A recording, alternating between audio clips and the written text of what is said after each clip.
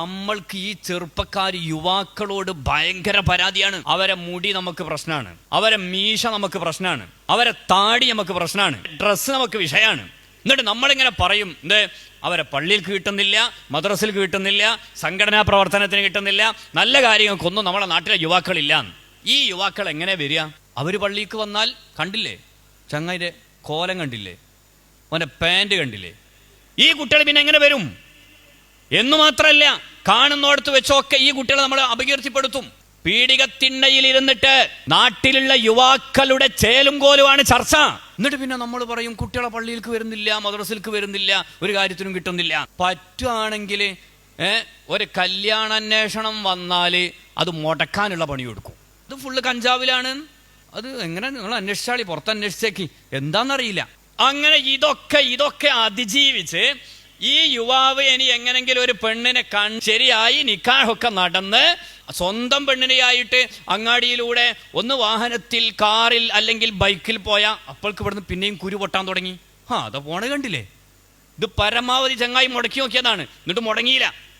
എന്നിട്ട് ഇപ്പൊ അപ്പുറത്തുനിന്ന് വിളിച്ചു പറയാൻ അതാ പോണ കണ്ടില്ലേ? ഈ കുട്ടികളെ എങ്ങനെ നമുക്ക് കിട്ടുക? പിന്നെ എങ്ങാനും ഒരു കുട്ടി റമദാനായപ്പോൾ ഒരു യുവാവ് ഒരു തൊപ്പിയൊക്കെ ഇട്ട് പള്ളിക്കാട്ട് കയറിയാൽ അപ്പുറത്ത് കാരണം ഒരു ഇപ്പൊ ഒരു റമദാനിൽ വന്നതാ ഒരു തൊപ്പിയൊക്കെ ഇട്ട്, പിന്നെ അടുത്ത വക്തിനോ വരുമോ?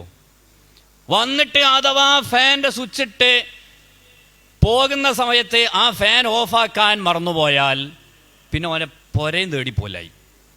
നിങ്ങളെ കുട്ടീനെ പള്ളിക്ക് പറഞ്ഞേക്കരുത്, ഫാൻ്റെ സ്വിച്ച് ഓഫാക്കാതെയാണ് പോകുന്നത്. ആ യുവാവ് ദുആർക്കും, പഠിച്ചോനെ ആ ഹാജിയാർ കിടക്കണ പള്ളിക്കാട്ടിലേക്ക് പോലും എന്നെ കൊണ്ടുപോയി കിടത്തറുതേ റബ്ബേന്ന്. മരിച്ചാൽ പോലും സ്വൈര്യം തരൂല. നമ്മളെ ഈ യുവാക്കൾ അവരെ നമ്മൾ അടുത്ത് ഇടപഴകാത്തത് കൊണ്ടാണ്. എത്ര മാന്യന്മാരാന്നറിയാവര്. നമ്മളെ നാട്ടിലെ, നമ്മളെ കുടുംബത്തിലെ ഒരു കല്യാണത്തിന് അവര് 2 ദിവസം 3 ദിവസം മുമ്പ് തന്നെ വന്ന് 5 പൈസ കൊടുത്തിട്ടല്ല, ആ യുവാക്കൾ ഒന്നടങ്കം വന്ന് അത് മുഴുവനും വൃത്തിയാക്കി ചെയ്യേണ്ടതൊക്കെ ചെയ്ത് അവസാനം അവിടെയുള്ള വേസ്റ്റും കത്തിച്ച് അതിന്റെ ചാരവും ശരിയാക്കി അതൊക്കെ വൃത്തിയാക്കിയിട്ടാണ് ആ ചെറുപ്പക്കാര് നമ്മളെ വീട്ടിൽ നിന്ന് ഇറങ്ങിപ്പോകുന്നത്. യാ ബുനയ്യ എന്ന പദം മുഫസ്സിറുകൾ കുറെ വിശദീകരിച്ചിട്ടുണ്ട്.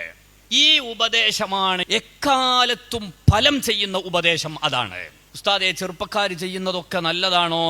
അങ്ങനെ ഞാൻ പറഞ്ഞതിനർത്ഥമല്ല.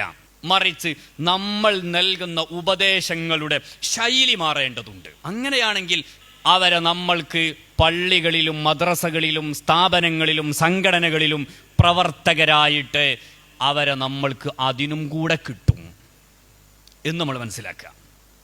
നമ്മളെ ഈ പരുഷമായ നിലപാട് മാറ്റിയാൽ കുട്ടികൾ പള്ളിയിലേക്ക് വന്നോളൂ.